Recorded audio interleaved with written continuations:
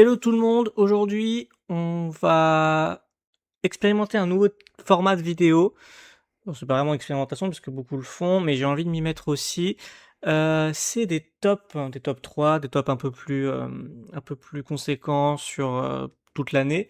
Donc il y en aura deux types, un top mensuel qui sortira je pense en fait beaucoup plus tôt que là aujourd'hui, puisque c'est le premier, je le fais un peu en décalé, on est mi-juillet.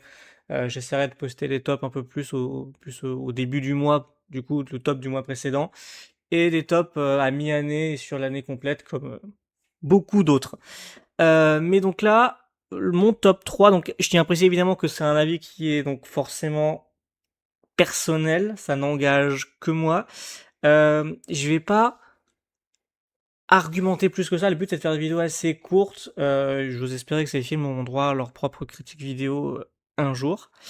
Voilà, le but c'est de donner mon top personnel tout en vous donnant un petit peu envie de les regarder quand même, parce que c'est un peu le but des tops. Sinon ça sert un peu à rien. Ça, c'est juste voilà des avis qui partent dans le vide. Mais voilà, je vais pas m'éterniser beaucoup sur les films. Ça devrait aller assez vite. Peut-être que quand je ferai un top 10 de l'année, là, j'essaierai d'argumenter un peu plus. Potentiellement, peut-être faire un flop aussi, ou des mentions honorables, à voir comment le format va évoluer au fil des mois. Donc, on va commencer en troisième position des films sortis au mois de juin.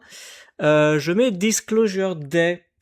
Donc, film de SF, hein, le dernier Spielberg en date, qui était franchement pas mal parce qu'il a réussi à condenser les 12 saisons d'X-Files et accessoirement un peu l'ensemble de sa filmographie en un seul film, ce qui est pas peu dire, hein.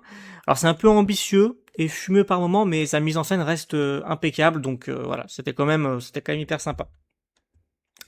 En deuxième position, on a un film d'horreur psychologique, on va dire, qui s'appelle The Plague.